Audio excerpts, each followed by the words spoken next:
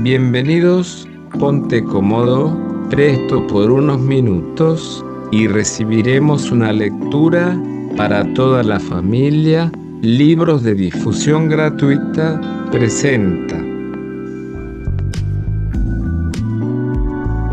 Mark Twain en Cartas desde la Tierra. Video 2. Se le ordenó marchar al destierro por un día. El día celestial era un castigo al que estaba acostumbrado, gracias a su lengua demasiado suelta. Antes lo habían deportado al espacio, por no haber otro lugar donde mandarlo, y allí había revoloteado aburriéndose en la noche eterna y el frío del Ártico, pero ahora se le ocurrió ir más allá y buscar la Tierra, para ver cómo resultaba el experimento de la raza humana. Después de un tiempo escribió muy privadamente sobre eso, a San Miguel y San Gabriel. Carta 1. He aquí, la carta de Satanás. Este es un lugar extraño, un lugar extraordinario e interesante. No hay nada que se le parezca allí. Toda la gente es loca, los otros animales son todos locos, la tierra es loca, la naturaleza misma es loca, el hombre es una rareza maravillosa. En las condiciones más favorables, es una especie de ángel del grado más bajo, enchapado en níquel. En las peores, es indescriptible, inimaginable, y antes y después, y todo el tiempo, el hombre es un sarcasmo, y sin embargo, con toda sinceridad y sin ningún esfuerzo, se llama a sí mismo la obra más noble de Dios. Es verdad lo que les digo, y esta idea no es nueva en él, la ha pregonado a través de todos los tiempos, y la creyó, y no encontró a nadie en toda su raza que se riera de ella.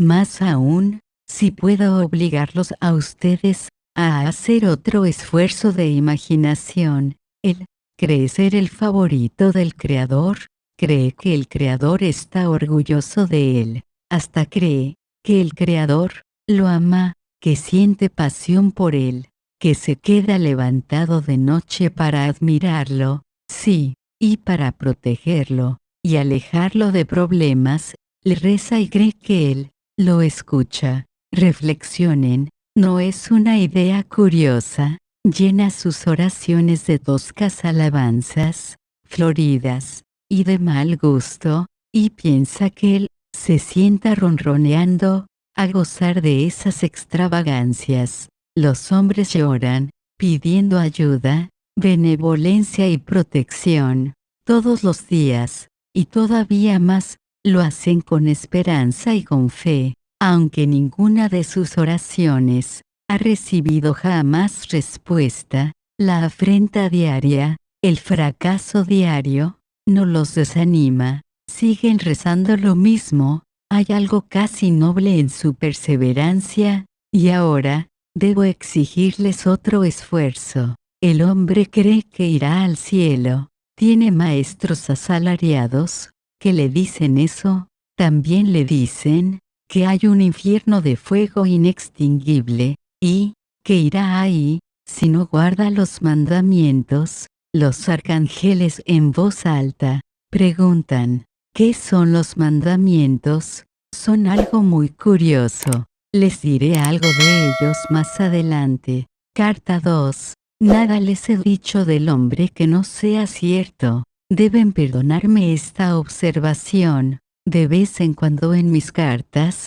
quiero que tomen en serio las cosas que les cuento, y siento que si yo estuviera en el lugar de ustedes, y ustedes en el mío, necesitaría este recordatorio cada tanto, para evitar que flaqueara mi credulidad, porque no hay nada en el hombre que no sea extraño para un inmortal, no ve nada como lo vemos nosotros. Su sentido de las proporciones es completamente distinto del nuestro, y su sentido de los valores divergen tanto del nuestro, que con toda nuestra gran capacidad intelectual, es improbable que aún el mejor dotado entre nosotros pueda nunca llegar a entenderlo. Tomen esta muestra, por ejemplo, ha imaginado un paraíso, dejó fuera del mismo, el más supremo de los deleites, el éxtasis único que ocupa el primerísimo lugar en el corazón de todos los individuos de su raza y de la nuestra. El contacto sexual es como si salvara de perecer a una persona perdida en un desierto abrasador, y al decirle que puede tener todas las cosas que deseara, menos una, esa persona eligiera quedarse sin agua, su cielo es como él mismo, extraño, interesante, asombroso, grotesco, les doy mi palabra, no posee una sola característica que él realmente valore. Consiste, entera y completamente, en diversiones que no le atraen en absoluto acá en la tierra, pero que está seguro de que le gustarán en el cielo. No es extraño, no es interesante, no deben pensar que exagero, porque no es así. Les daré detalles. La mayor parte de los hombres no cantan. La mayor parte de los hombres no saben cantar. No se quedan donde otros cantan. Si el canto se prolonga por mucho tiempo, noten eso. Solamente 2 hombres de cada 100 tocan un instrumento musical, y no hay 4 de 100 que tengan deseos de aprender a hacerlo. Tomen nota de esto. Muchos hombres rezan, no a muchos les gusta hacerlo, unos cuantos oran largo tiempo, los otros abrevian. Van a iglesia más hombres de los que quieren hacerlo. Para 49 de cada 50 hombres, el día santo es insufriblemente aburridor. De todos los hombres que están en una iglesia un domingo, 2/3 ya están cansados en la mitad de la función, y el resto, antes de que termine. El momento más grato para ellos es aquel en que el sacerdote levanta las manos para la bendición. Se puede oír el suave murmullo que se extiende por todo el salón, y notar que ese elocuente alivio. Todas las naciones miran con menosprecio a todas las demás naciones. Todas las naciones detestan a todas las demás naciones. Todas las naciones blancas desprecian a todas las naciones de color de cualquier tinte, y cuando pueden, las someten a opresión. Los hombres blancos rehúsan mezclarse con los negros o casarse con ellos. No les permiten el acceso a sus escuelas o a sus iglesias. Todo el mundo odia a los judíos, no los toleran, sino cuando son ricos. Les ruego que tomen nota de todas esas otras cosas. Toda la gente cuerda detesta los ruidos. A todo el mundo, cuerdos o locos, le gusta tener variedad en la vida. La monotonía los cansa rápidamente. Todos los hombres, según el equipo mental que les haya tocado en suerte, ejercitan su intelecto constantemente, sin cesar,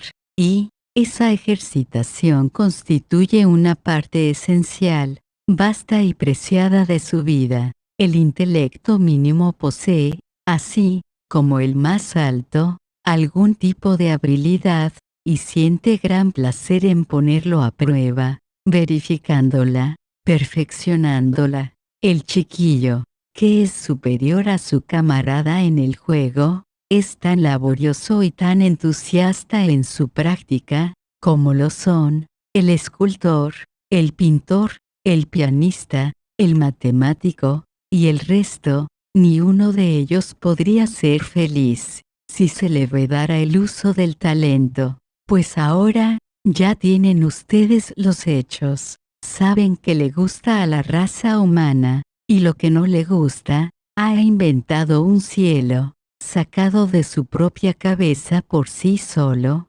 Adivinen cómo es, ni en 1500 eternidades podrían hacerlo, ni la mente más capaz que ustedes o yo conociéramos, en 50 millones de infinitudes, podría hacerlo. Muy bien, yo les diré. Primero, ante todo, les recuerdo el hecho extraordinario, por el cual comencé, a saber, que el ser humano, como los inmortales, naturalmente, valora el acto sexual, por sobre todos los demás goces, y sin embargo, lo deja fuera de su paraíso. Solamente pensar en el acto, lo excita, la oportunidad lo enloquece. En este estado, está dispuesto a arriesgar la vida, la reputación, todo, hasta su propio paraíso tan extraño, por aprovechar esa oportunidad